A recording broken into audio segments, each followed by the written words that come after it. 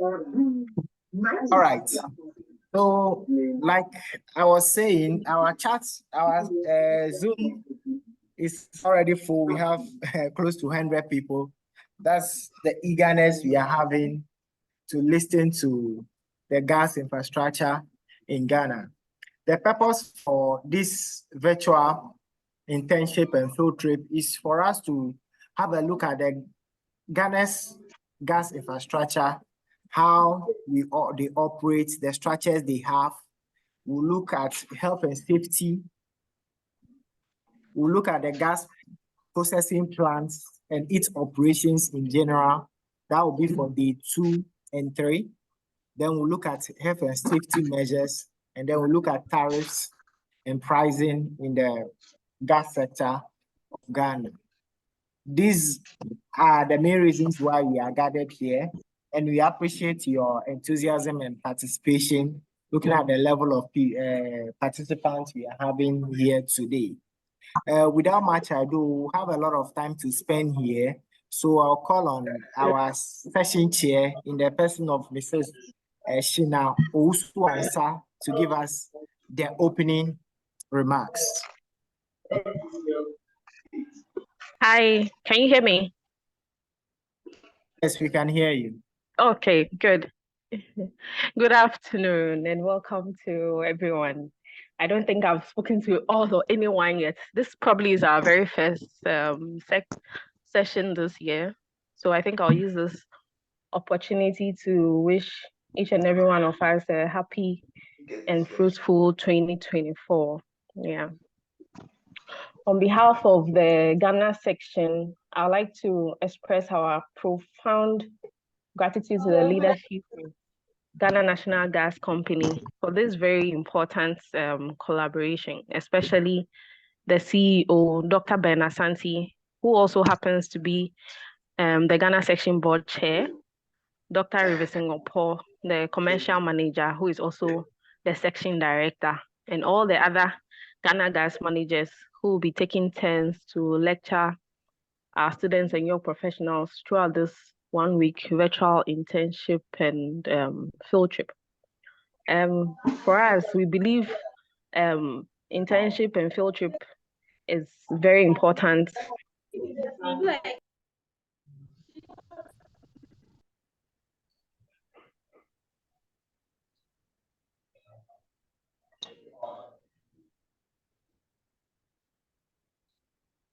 Hello, Shina, we can hear you.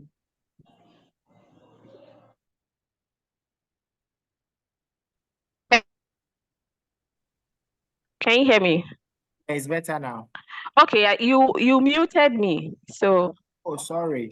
Yeah. Where did you stop hearing me from? When you mentioned Dr. Riverson's name. Okay. So yeah. So thanks to him as well and all the other Ghana Gas managers who will be taking turns to lecture our students and young professionals throughout this 1-week virtual internship and field trip.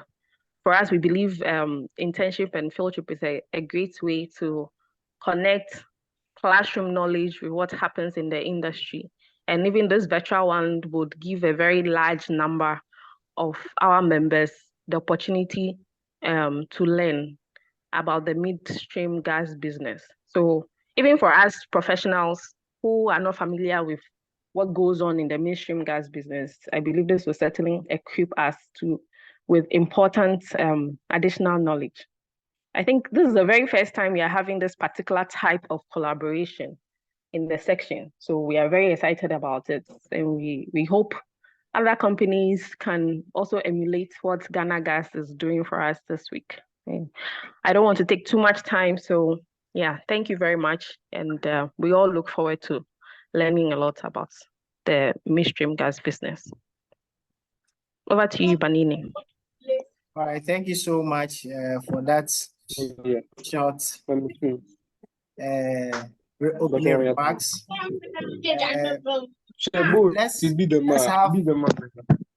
Let's have some housekeeping rules. Each and everyone should mute his or himself. If I mute you and you keep unmuting yourself, I'll be forced to take you out of the meeting since there are others at the back and who will need to join. So each and everyone should mute themselves. And also, if you are not speaking, make sure your video is off for us to have a good bandwidth to have this discussion.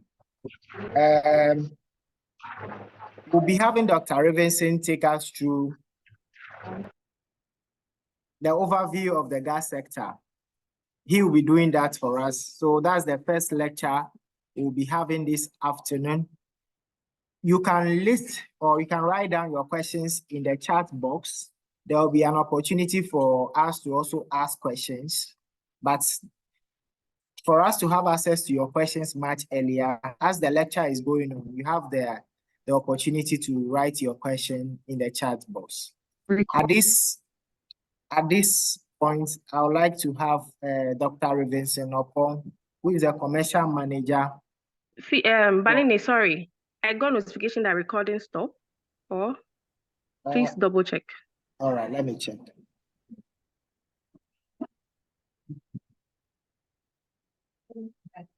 It's still recording. It's still recording. Just go ahead. Yes. Okay, yes. good. All right. All right. So at this point, I would like to invite... Yes, Dr. Ravensson is not on the call. Yes, Dr. Ravensson is on the call. Invite Dr. Ravensson to take us through the overview of the gas sector. He is the commercial manager at Ghana Gas. Dr. Ravensson, please, over to you. Thank you so much. He's actually not on the call. He's not on the call? Yes. Oh, I saw him. All right, no problem. Is Peter on the call? Yes, I'm here. All right. Peter, please, you would have to come in quickly for us whilst we wait for Ravensson to rejoin. Okay. Yes. So Peter is the assistant commercial manager for Ghana Gas. Be taking us on gas demand and supply balance. Gas demand and supply balance. Peter, please, over to you.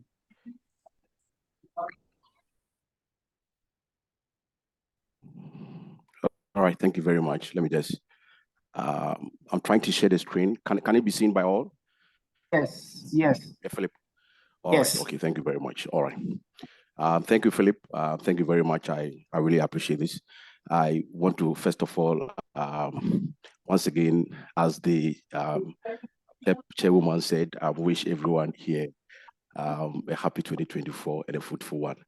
I also want to use this opportunity to thank SPE Ghana Chair and all those involved for this opportunity to share my in-depth knowledge in the gas and the gas sector with SPE members. It is going to be interesting, so I will urge all of you to relax wherever you find yourself as we go through the gas demand and then supply balance here in Ghana. I will also feature in the course of the presentation, if you have any addition, comment, or suggestion to make, just to have that decorum, you can put it down. And then at the end of the presentation, you can make that comment known or the question asked or the addition made as well. So I'll quickly, I'm told I have maximum an hour to do this. So I'll painstakingly take my time and walk through the demand and supply gas balance in Ghana. Okay, so at the end is that, or basically the takeaway is that we're going to be looking at the gas supply here in Ghana. So we're looking at gas balance. So basically the difference between supply and then what demand in this simple terms. So we'll be looking at the gas supply end. So we have two ends, the supply side, and then of course the demand side. And on the supply side, we have to be able to equip ourselves as students, as members, people within the industry, our various gas supply sources here in Ghana. We will also have have to be looking at the gas utilization options in Ghana as well. We will now delve a little bit into some historical data just to know in exact terms where we are as a nation, what we are receiving from upstream, what we are processing. As a student, I think it is right for us to have a fair idea of what we are doing in terms of our gas business. So we quickly look through that. We will look at the Jubilee 10 raw gas, we look at Jubilee 10 lean gas as well. And then we will consider Sankofa flows as well from upstream, and also touch base was gas supply. On the power consumption being the two main utilization options here in Ghana. And then, of course, we will look at gas to grid power consumption being the main demand center in Ghana. And we also touch base with the gas balance as it is now. So here we'll be looking at a forecast period from 2024 all the way to 2036 based on upstream data received from our partners. And of course, in the course of the balance, we will see a lot of dynamics in it, some excess, some surpluses. So we will also be looking at the mitigation options, the options that we have as a nation. If there is a surplus, what do we do? What can we do? And where we're going to have deficit in the foreseeable future, how do we also mitigate or possibly solve these gas deficit that we might encounter in the future? So we're looking at the gas supply sources here in Ghana first, and as most of us will know, we have three main gas supply sources in Ghana. We have the indigenous gas supply sources. So indigenous, we mean gas really explored here in Ghana. So we're talking about Jubilee, 10, Sankofa. These are indigenous gases. These gases are produced here in Ghana. No, and then secondly, we board. have regional gas supply. So regional, we're talking about N-gas, which basically comes in from Nigeria.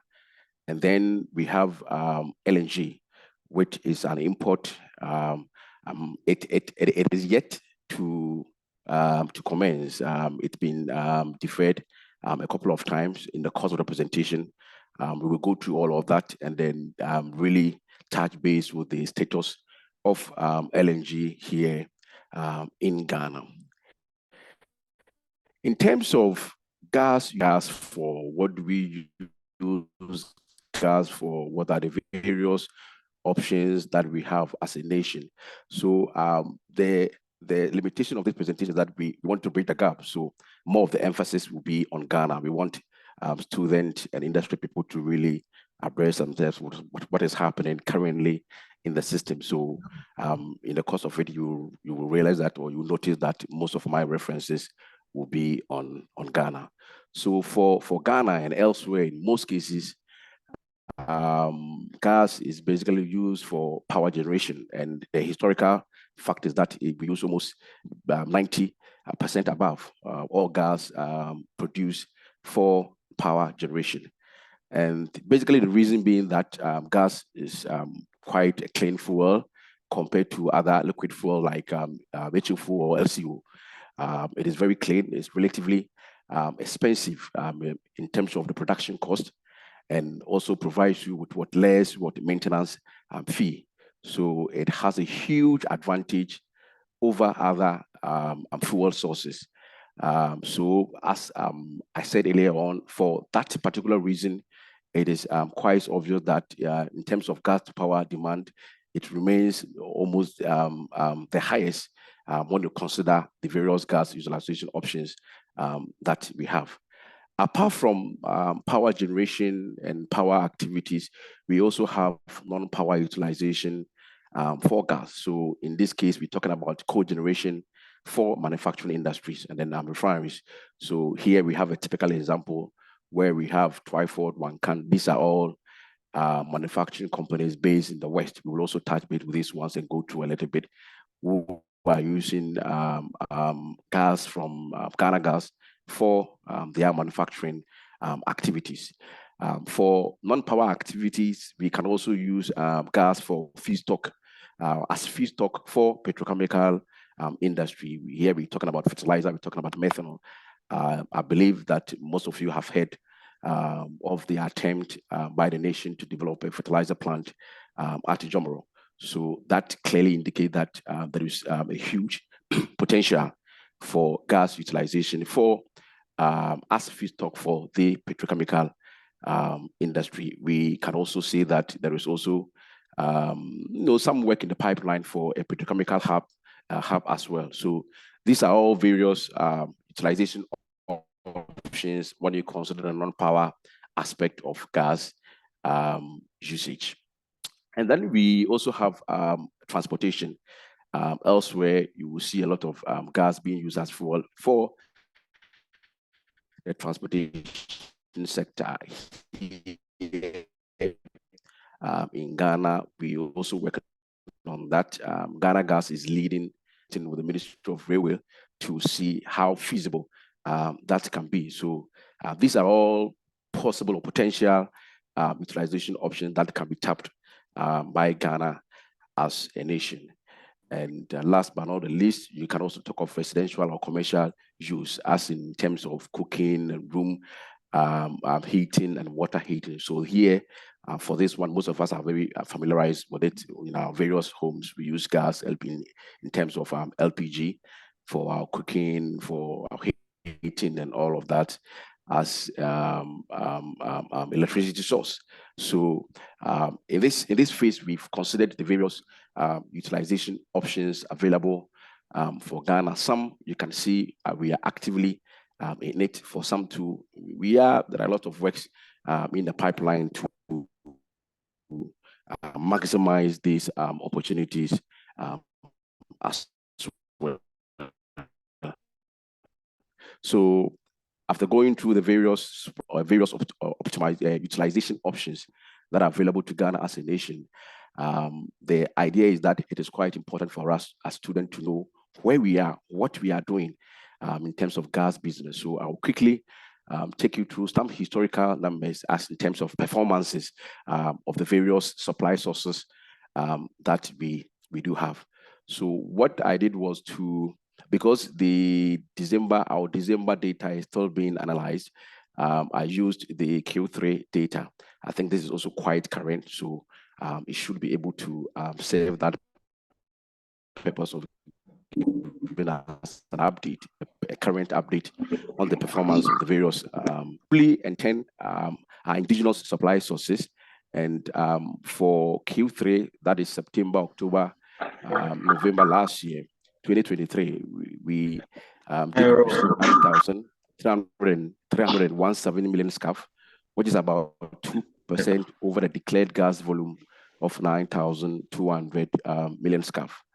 And if you want to convert that into daily gas production, then we're saying that there was an average daily supply of 102.17 million scarf against the daily average of 100 million scarf for declared gas volume. So here, in its simple terms, what we're saying is that on daily basis for Jubilee and 10 currently, they've declared, in its simple terms, we can see that our upstream partners, Jubilee and 10, our Talo, are saying that for a period of time, maybe a year or 6 months, they can supply Ghana Gas with 100 million scarf averagely, daily, for us to be able to process that gas and also distribute it to our end users downstream. And so that will be the declared over the period they declare it. But on daily basis, these numbers changes based on the current happenings at upstream. So what they are saying is that here, last quarter, they declared 100, but the actual gas supplied from upstream was 102.17 million scarf for last quarter. So you could see that we have provided a tabular form in terms, making it very simple. So you can see July, August, September gas supply from Jubilee and 10 in terms of declared. So mostly the declared volumes are very uniform. So July, they said they can give Ghana Gas 100 million scarf, August same, September same. And then the next table has to do with what we actually received and processed. So here from July, they declared 100, but we received 96.81. August, they declared 100, we did 98.93. September, they declared 100, we did 1110.81. So on average for Q3 2023, we did process 102.27, which basically emphasized the fact that in terms of gas production, Ghana Gas is being very, very efficient. The numbers says it to itself. If they are providing us with 100, and at average, at a point, we're even doing more than that, it means that we're doing very well in terms of our gas processing aspect of our business. So the earlier numbers are linked raw gas, and as most of you must be aware, what we receive from upstream raw gas, it comes with it all, with all the waters and impurities and all of that. And once it comes into our processing plant, the engineers are in there, they start the plant, and then the processing business start on. I believe tomorrow, Michael and then Albert will go through that in detail with you. So I won't go in there at all. But just to give you, an understanding of the difference between raw and then the lean gas. So once that raw gas is processed, take out all the impurities, and then what is left, then it becomes either the lean gas or the natural liquid. So when you consider the alien number that I mentioned, these lean gas will be smaller quantities compared to, because the impurities have been taken out, and these are the lean or the sales gas that can be distributed to our end users for their various gas utilization demands. So for Jubilee and 10, the actual quantity of gas supply in Q3 was 7,679.11. You can see the gas received was 9,300.17, but after processing, we were able to distribute 7,679.11 million scarf, which is an average of 83.81 million scarf. So in terms of lean gas and what was actually distributed to our end users, you can also have it here in terms of the quarter base, July, August, September, and you could see the averaging here, the highest being September, where we did more than expected. So the last bit of it provides you the total in gas supply for last quarter as well. So basically re-emphasizing the fact that we've been quite well as a company, Ghana Gas, in terms of our efficiency for gas processing here in Ghana. So we are through with the indigenous gas supply sources. So we have Jubilee 10. Sorry, the last one has to do with Sankofa gas supply. So for indigenous gas supply, we have Jubilee 10, and then we do have Sankofa. For Jubilee and 10 comes to us in raw gas. Ghana Gas process that gas as shown, and then we do the distribution to our end users. For Sankofa gas, it comes in processed.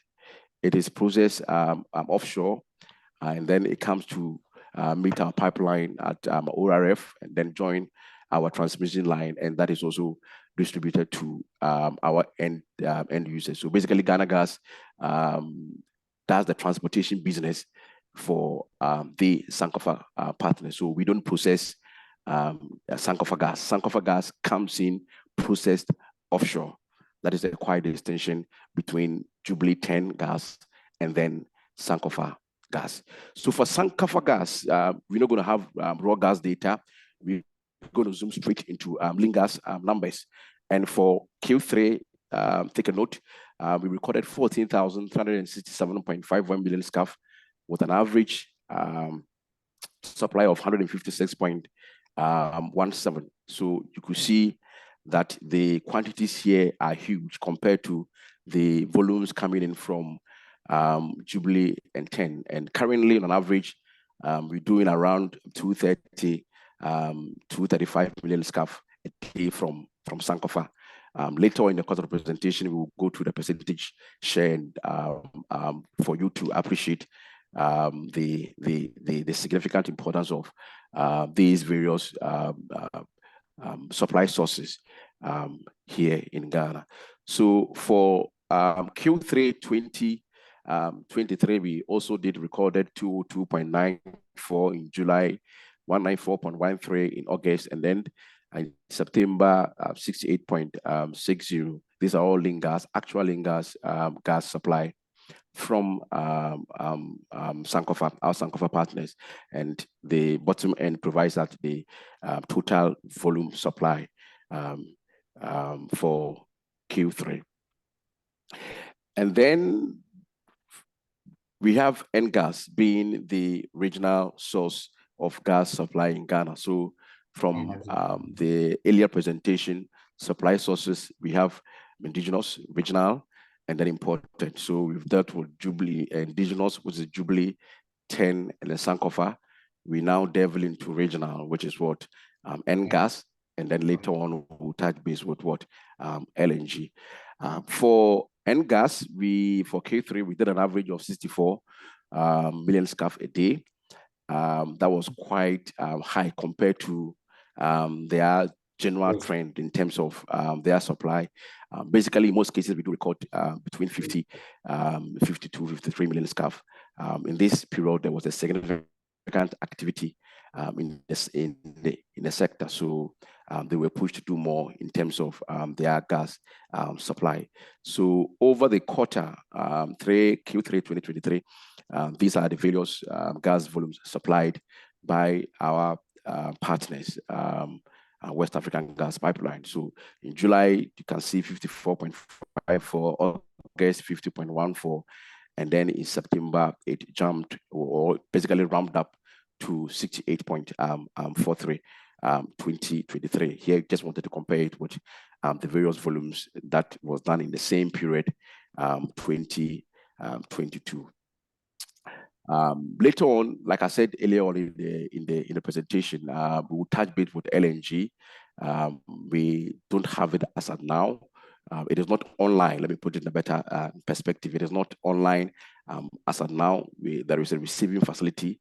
The last update that we had on it is that it is almost 99% completed, but perhaps it will have to be deferred. The timeline is that we expecting it to come online last quarter of this year. That is Q4 this year. Perhaps it could be deferred once again.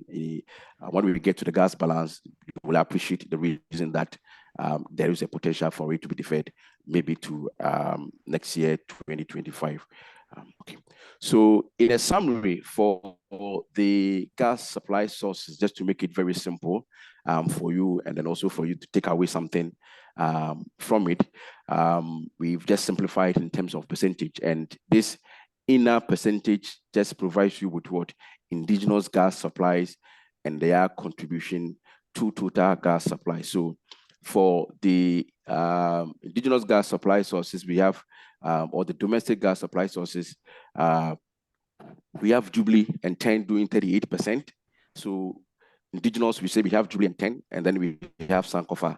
So if you want to strike the percentage terms in terms of their contribution in Q3, we say that Jubilee and 10 did 38%, and then Sankofa did 62%. So that clearly shows you or gives you a detailed overview of the performances between Jubilee and 10. And the bigger portion considers the total gas supply sources. So here we're talking about Jubilee.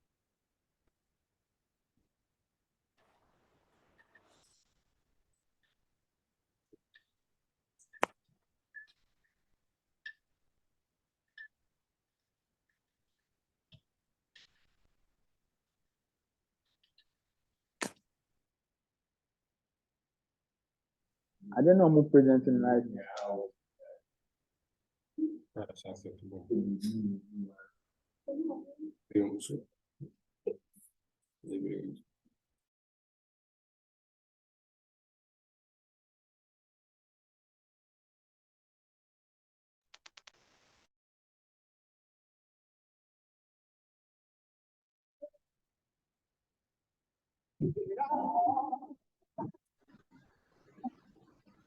Hello, Peter.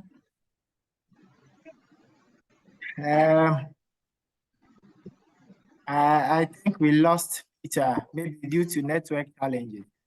Let me see if we can have him back quickly.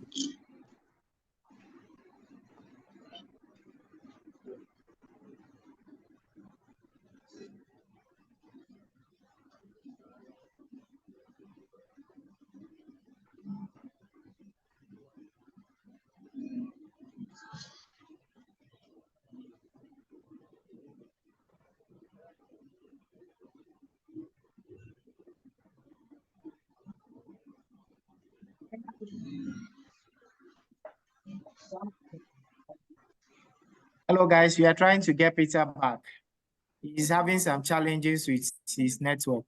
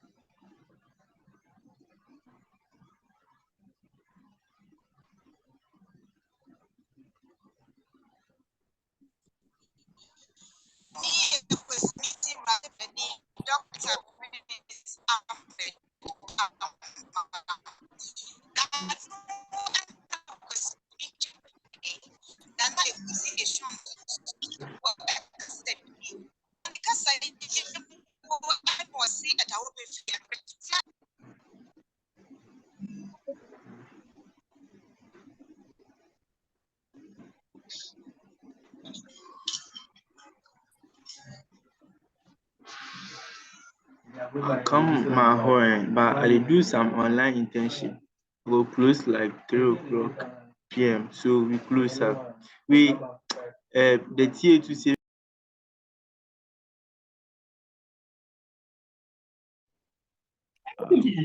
Hi, Philip. Welcome. Hi, Philip. Yeah, Peter, you're welcome. I think I lost you. Yes, please. Just project and continue from here. Okay. So I have the projection on. Can you please see it? Yes, please. And can you please? Gas supply sources. Yeah. So can you please give me a gist on where the network?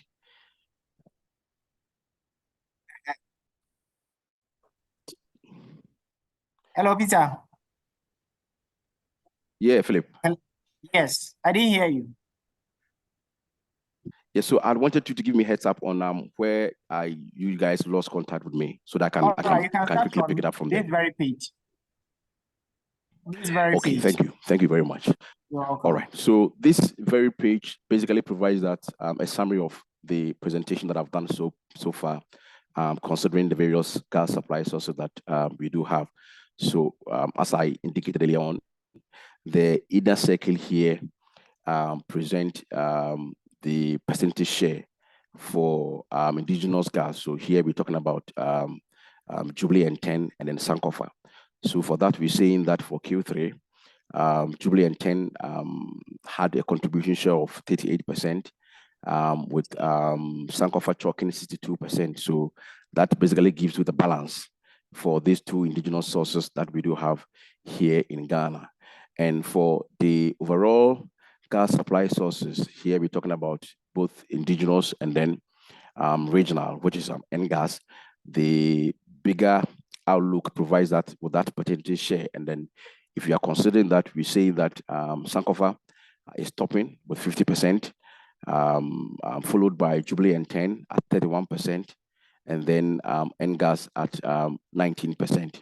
So I quite remember saying that as a student, as industry people, this data has been very consistent. So just on top of your mind, once somebody asks you what we are doing from upstream in terms of gas supply, gas utilization, gas supply sources, you know that Sankofa is our topmost gas supply end or center, followed by Jubilee and 10, and then what? NGAS. And gas, all right. So for gas processed and transportation, as I did indicate earlier on, Jubilee and 10 is received upstream from Talo, Ghana gas processed that at various end users. In the course of that transmission, processed gas, which is Sankofa, joins our transmission line at our ORF, and then these volumes are transported to our end users. So, based on of the total gas processed and transported by Ghana Gas for Q3. So we're saying that for gas processing Q3, we did process 8,763.13 million scarf of gas. So this is Jubilee and volumes. In addition to that, we did receive 14,000 of gas from Sankofa. So altogether, Ghana Gas transported 23,130.63 million scarf of gas, testing customers, and also on our reverse line to our major or end users at the east, being the Tema enclave. All right.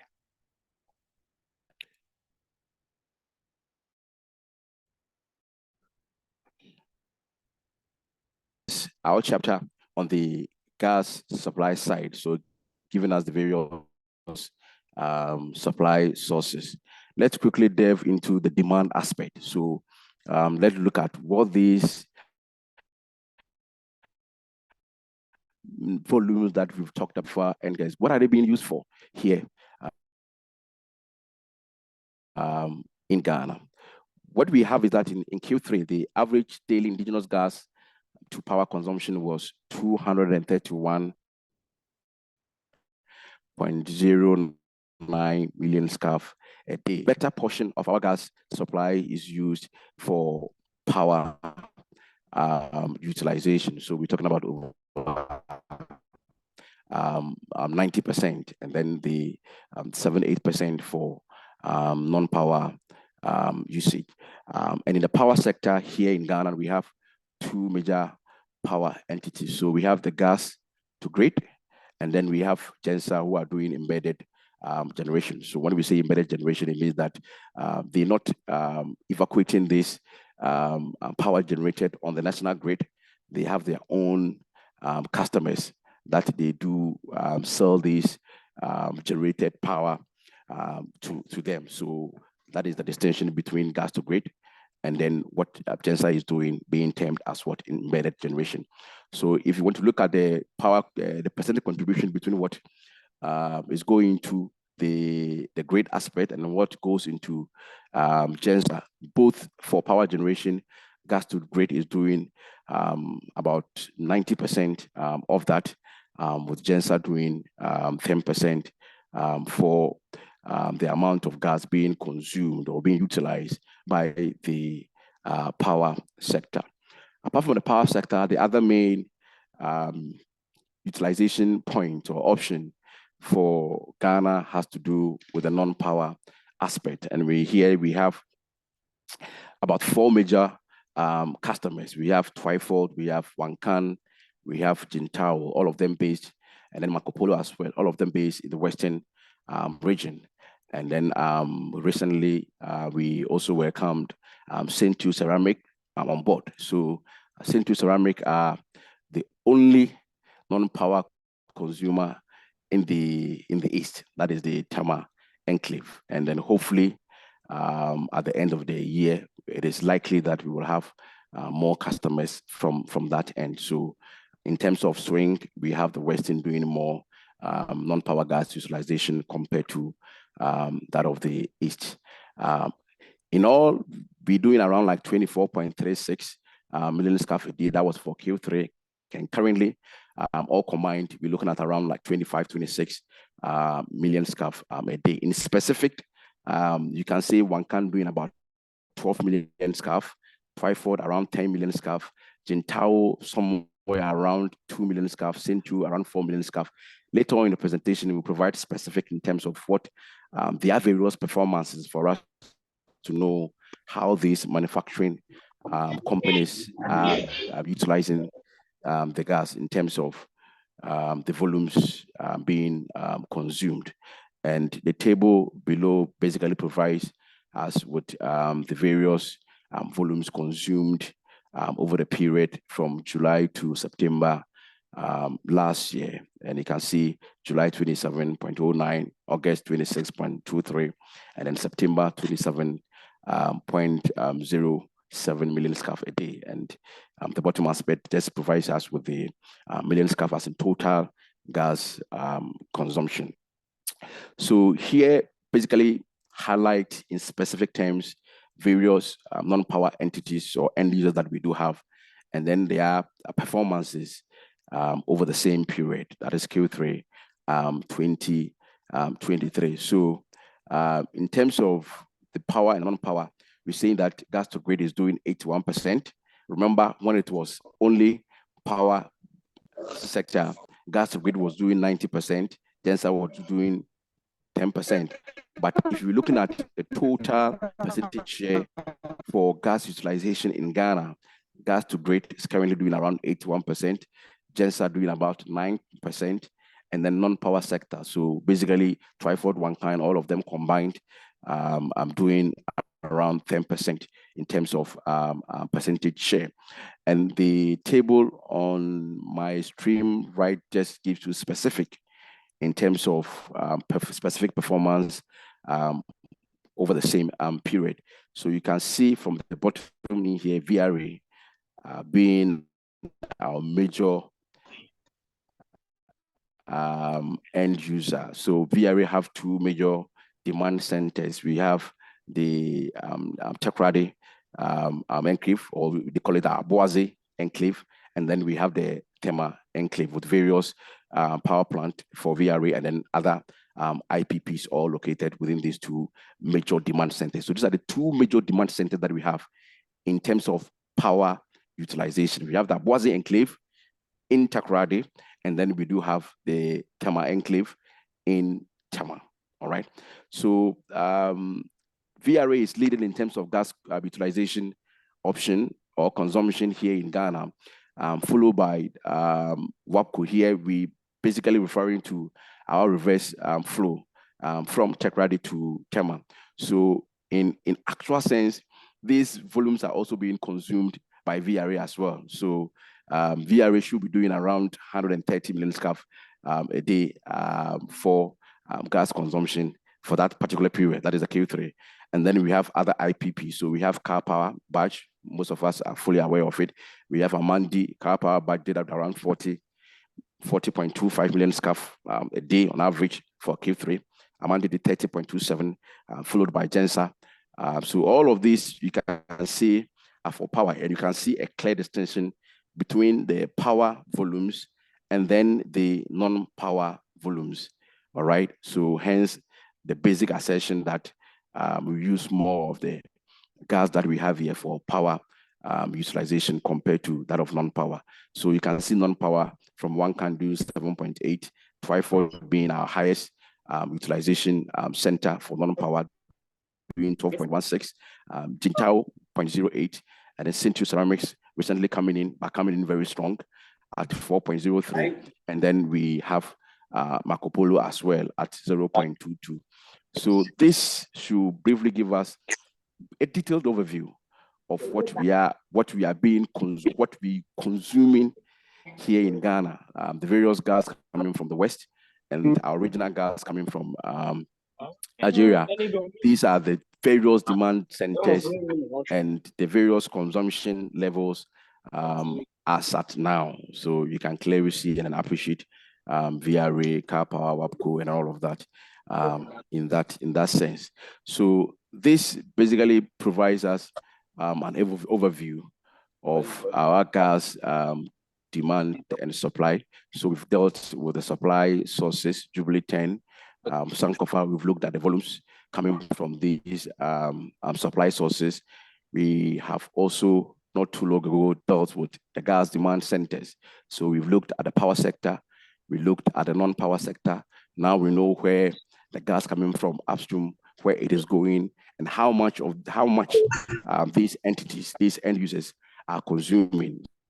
So at least as student and as industry person, from this presentation, it should be very clear, and we should have something at hand to be able to at least express our views in terms of what we are receiving from upstream and what it is being used for. So once that is done, we will quickly go into the future. So we know what we are doing, what we have, what we are consuming, what is going to happen next. Philip, I think I'm having some feedback. I will appreciate it. Persons can be muted. All right, thank you, Philip. So we will go into the future by looking at our gas balance.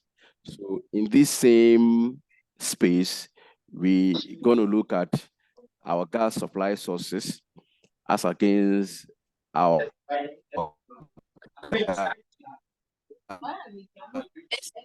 gas demand. So I will urge all to pay an attention here, because it's going to provide us some detailed information into the future as to whether we're going to be good, we're going to be okay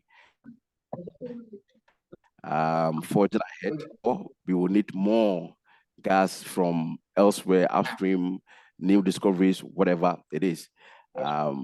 Most often the question has been that gas is the future of Ghana. Gas is the future of this Ghanaian economy. We're going to look at it whether indeed we have that gas for that future, or we need to start preparing for ourselves for additional. Or Philip, after I can yeah, still it's less. It's still 100, 99, 100, 99.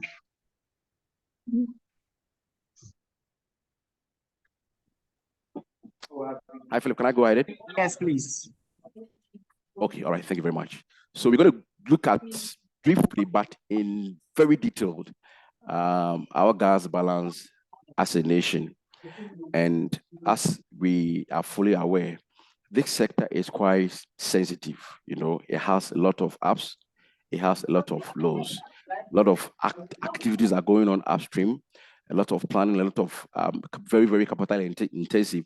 So in most cases, for forecasting methodology, we adopt the sensitivity analysis to analyze the gas balance in Ghana. So here we're going to be looking at the low, the base, and then of course the high case scenario. This basically providing us as a nation enough shock absorber in case we fall in the low case. Then at least we have a fair idea of how we can manage the sector. If it has to be with the base case, we also have a fair idea. And then the same thing with the high case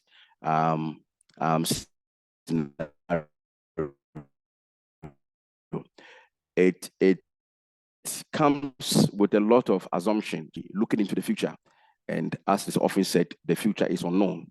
So to build the future, you need to have a lot of grounds. You have to assume a lot of things to be able to predict the future. So we're going to have, like we said, we are trying to balance our supply end against our demand end.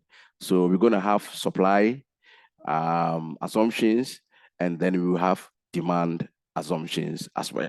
So we will quickly start with the supply side assumption. What we're saying is that this supply forecast, the supply forecast that we're going to project is a data provided to, for Ghana Gas, we don't forecast supply side, no, because we have no business in the upstream sector. We are potentially a midstream company. So for the data to be authentic, it has to be provided. Hello, sir. Please, sorry, I have a question. I don't know if... Hello, sorry. NBC and Talo, who had and then at the end of the presentation, I think the floor will Please, be I have open a for. question. Hello. Yeah, please, my hand is up. I have a question. Can I ask now, or I have to wait until the presentation is over? Yeah, so kindly wait until the presentation is over, and then we can make it very smoothly on that level as well. Thank you. Thank you, and sorry for the interruption. Okay. Thank you very much. You're welcome. All right. Oh no way. It's very fine. Okay. So Jubilee and TEN providing us with a supply source data. The second assumption is that Jubilee and TEN can ramp up gas production to 200 million scarf, and that has to be what necessitated by additional export capacity. So currently Jubilee and TEN are doing around 100 million scarf, but they can do around 135 million scarf. But all the same, they do have a capacity. They can ramp up this production capacity to around 200 million scarf. But what the forecast is saying is that for us as a nation, or for Jubilee and TEN to be able to produce that 200 million scarf, there need to be some work to be done upstream, which is the additional export capacity. I think for now, the capacity cannot hold any. We can really assess the 200 million scarf from Jubilee and TEN. We also processing of the incremental gas flows for these various scenarios. What is Jubilee and TEN will require additional capacity. This is also quite very significant. So what we're saying is that yes, Jubilee and TEN currently doing around 100, has the capacity to do 135. So if they want to do this 200, which is additional 70 million scarf coming in from upstream, we would need, this is what we term as the incremental flow. There is a need for additional processing capacity. As you might be fully aware, Ghana Gas current GPP, gas processing plant, has an operating capacity of 150 million scarf. So technically what that means is that anything beyond that from Jubilee and TEN, we can't process this, and these are raw gas. So there were two school of thought from the additional or from the initial stage. Either one, to increase our current GPP operating capacity from that 150 to whatever it may be, or establish a new GPP. A lot has gone to that. A lot of deliberation has been done on that. I think the final decision is that Ghana Gas will put a new GPP, and for that, a lot of our work has been done, and very soon that will see the light of the day. So for us to be able to process any additional incremental flow from Jubilee and TEN, it will require an additional GPP from Ghana Gas. The fourth assumption from the supply side state that Springfield and Accra gas reserve data are not currently considered. And as most of you might be aware, there have been some gas discoveries by Springfield and then Accra. However, for some reasons, they haven't started production yet, and so we haven't received any data from them. And in that shell, that cannot be considered in this forecast. Once that data is received from them, it will be incorporated in Ghana Gas model that we do have. We also assumed a 7% shrinkage factor for processed gas based on what? Historical data. So what we're saying is that we receive raw gas from Jubilee and TEN. That gas is processed, and what we distribute to our end users is what we call the lean or the sales gas. So between the raw gas and the lean gas, which is the actual gas supplied downstream, we use 7% shrinkage factor based on historical data. The next assumption is that the Tama LNG is assumed to come online third quarter this year. I did say that earlier on.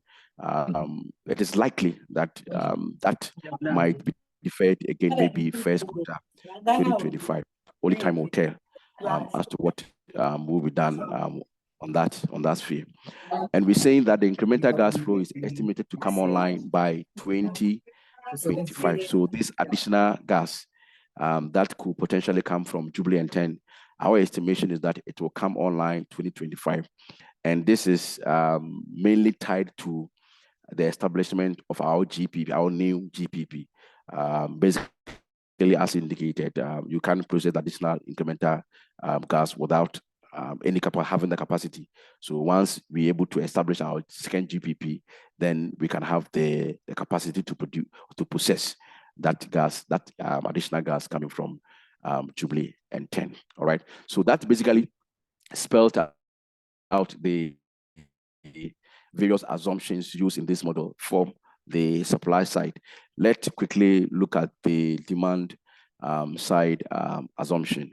So mainly for the demand side, we have power and non-power. All right. And for the power sector assumption, we say that the generation forecast for 2024 and beyond is based on the peak and off-peak power demand forecast provided by the Electricity Supply Plan 2023. So these are not numbers conjured or manufactured by Ghana Gas, but these are numbers provided by a working group called the Electricity Supply Plan 2023.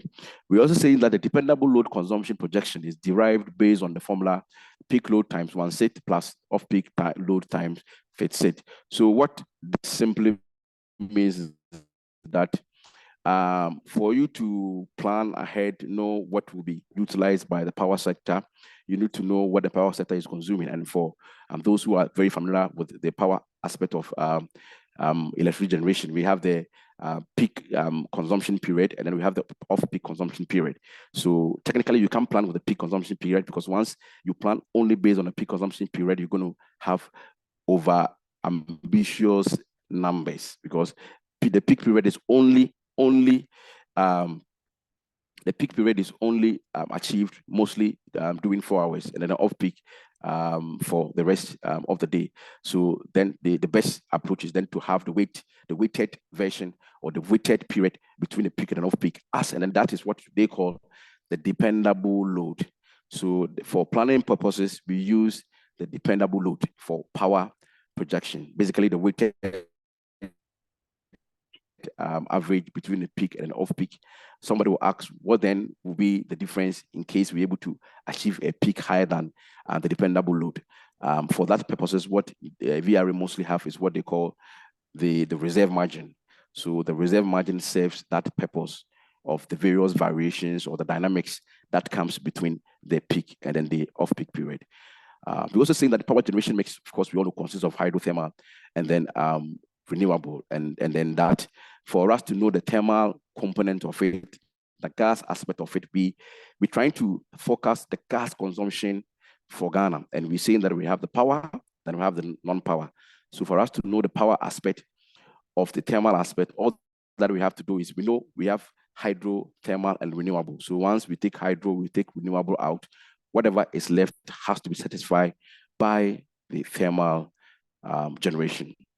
And for forecasting purpose, like we did indicate, or I did indicate earlier on, that we're using a sensitivity analysis, which basically implies that there is an escalation factor for the forecast. So we're saying that for a low case, in terms of power sector growth, we're using 7% for low case, we use 9% for base case, and then 11% for high case scenario as the escalation factor. And this is purely based on scientific index that is based on the historical annual growth rate for energy consumption and peak demand from the period 2017 all the way to 2021. And for the non-power assumptions, the first one has to do with that. Yes, we have two major non-power centers, being the thermal industrial area and then the Takoradi industrial area. And somebody will ask, where did we get the other numbers for the forecast for our non-power customers? For the existing customers, what we rely on is what we call POD, that is their plan of development. So for Twyford, Wankan, Jintao, Sentio, these are all existing customers. What they do is that on a yearly basis, they provide us with their plan of development, what they intend to do, how they want to grow, how the company needs to grow, and all of that for a period of, let's say, 10 years. So, and in that engagement with them, we be able to know what their demand will be looking into the future. And for potential customers, what we do is that for Ghana Gas, we have under commercial operations, we have a business development unit that constantly engages potential or new entrant. So through that engagement, we're able to know the various entities that want to come on board, the volumes required. We do all the gas conversion. Some are already existing companies who want to switch from liquid fuel to utilization of gas. We do all of that, convert their diesel to gas. These are the ways that we're able to know the numbers for the future in terms of non-power gas utilization. And we're saying that the utilization of natural gas for the thermal-industrial enclave is expected to commence in 2024, and that should be necessitated by the availability of required infrastructure for gas delivery. So the question is, somebody will ask, why are we having most of our end users, non-power end users in the western region, but not Tema, which is indeed the industrial hub of Ghana, all right? So the main answer has to do with required infrastructure for gas delivery. As of now, we don't have those distribution pipelines to be able to deliver gas to these industrial customers. And the understanding is that that will commence this year, and hopefully next year it should be executed, and gas will then have the mandate to supply or deliver gas to these entities. For the low base, high case scenario, we're saying that the key drivers for this for the non-power sector in terms of the volumes will be the fertilizer plant, the potential gas export to Ivory Coast, and the gas demand by 𝙑𝙧𝙪𝙀. So in most cases, non-power sector don't really consume much gas. So you could see from the number that I provided, it's 4, 5, maximum, which is one can is 12.2. Compared to the power sector, we're doing 40, 25, 50 million scarf. So for the non-power sector growth to really be achieved, in most cases, it is led by strategic government initiative, which in this case, it can be the fertilizer plant, the proposed fertilizer plant at Jumbo, or the potential by 𝙑𝙧𝙪𝙀, which is basically the Ghana aspect of the Aluminium Development Corporation, trying to establish that concept in the bauxite mining area in Etiwa, Akotia, and then the rest. All right. So with all that assumptions well spelled out, there is a model behind all of this. There is a model developed by Ghana Gas Business Development Unit, led by myself. We can't go through that model. It's very detailed and then a cumbersome thing to do. We can't do it in an hour. So what I will share is the outcome of that model. We will go through the outcome of that model with all those assumptions spelled on earlier. This should provide us with a basic understanding into the future in terms of our gas demand and supply. This will show us whether we are well prepared as a nation to use gas as a catapult for our industrial growth, or there is more to be done in that sphere. All right. And for low case, remember low case, there are key indicators already spelled out. So my thinking is that please kindly recapture them as I go through these various case scenarios. All right. So the stacked area, you can see the stacked area is the gas supply forecast from 2024 all the way to 2036. And I did indicate in the assumption that this data was provided to us by our upstream partners. Here we're talking about GMPC and Tullow. So you can see with the legend in here, Jubilee, I'm not that good in colors, so kindly forgive me if I'm not able to identify the colors that well. So you can see LNG here having this chunk share. You can see Jubilee and 10 here. You can see Sankofa being green, N-gas being red or something. So this basically provides that the stacked area provides that with an overview of the gas supply forecast for Ghana looking into the future. And you can see from here that LNG would be quite significant. On top of my head, LNG is supposed to come online 2024, around 75 million scarf, and that should be able to ramp up all the way to 250 million scarf by 2036. We're looking at, I'm just trying to give you some numbers to make sense in terms of the supply side from the stacked area. All right. So we're looking at this N-gas. We're looking at N-gas currently doing around 50 million scarf. It has the potential. N-gas has the potential. Our contractual volumes with N-gas now is around 123 with 60 million scarf as take or pay, right? But N-gas, as we all know, have the capacity to do more than the 123 million scarf as and when required. So in latter part of the presentation, you will realize that it could be a potential mitigation factor when we're experiencing some deficit before our gas supply balance. And you can see the incremental flows starting from 2025. We said for this incremental flow, which is around the 70-80 million scarf coming in from Jubilee and 10, for it to be processed, we need to get our GPP. And the GPP here, we're looking at around 2025. So you could see the incremental flow starting from 2025 all the way to 2036.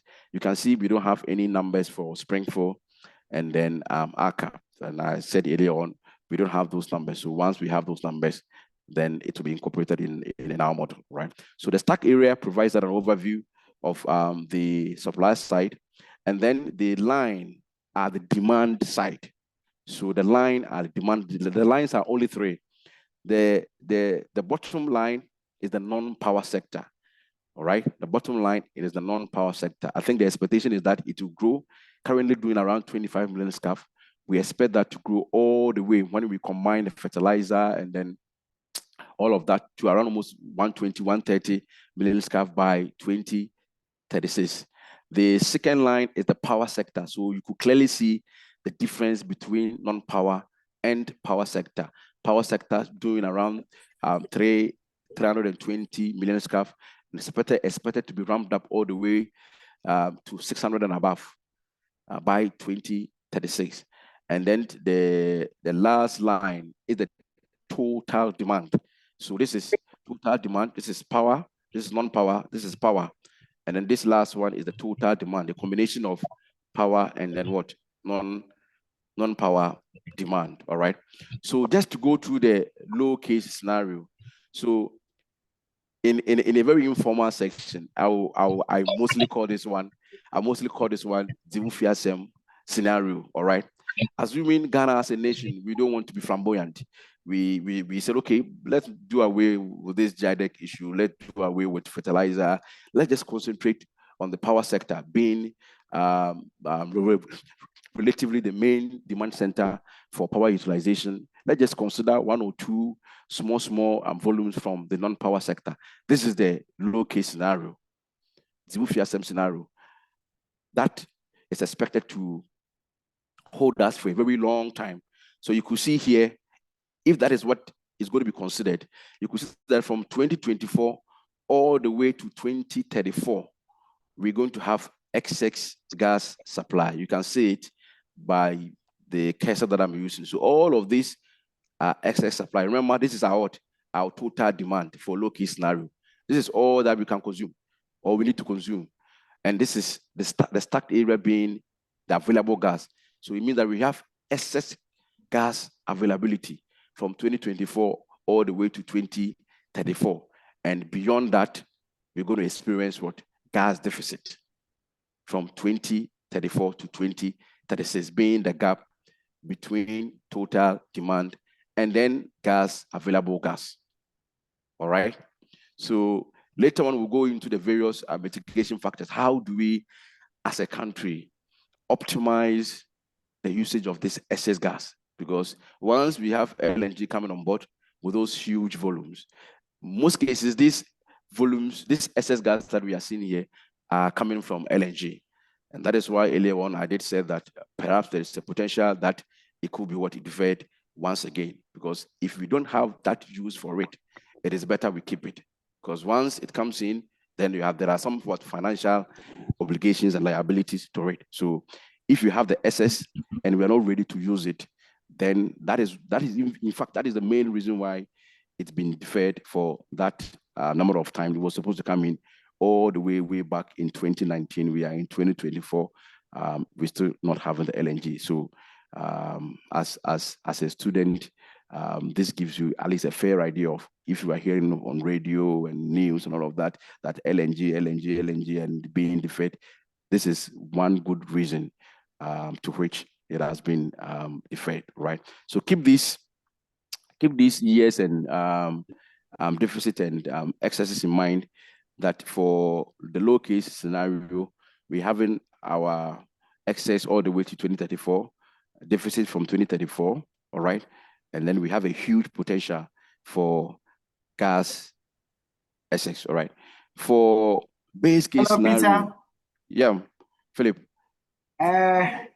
You've done over an hour. Yep. So I'm just wrapping up. All right. All right. Okay. Thank you so much. Yeah. Thank you so much. All right. So for the gas balance, I took my time to go through all of the low case scenario, just so that I wouldn't waste my time for the base and then the high case scenario. So I've explained the stacked and then the lines and all of that. So straightforward.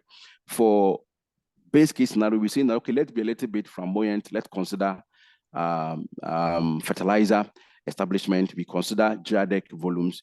We consider increase from the power sector. Remember here, we're dealing with 9%, all right? You could see that our excess has shrinked from that 2034 all the way back to 2030, all right? So for beyond 2030, there is going to be what? Gas deficit. And beyond that, there is gas deficit. But before that, we have some excesses that need to be optimized by Ghana as a nation. And for the high case scenario here, we say that, okay, let's weaponize all the potential that we have.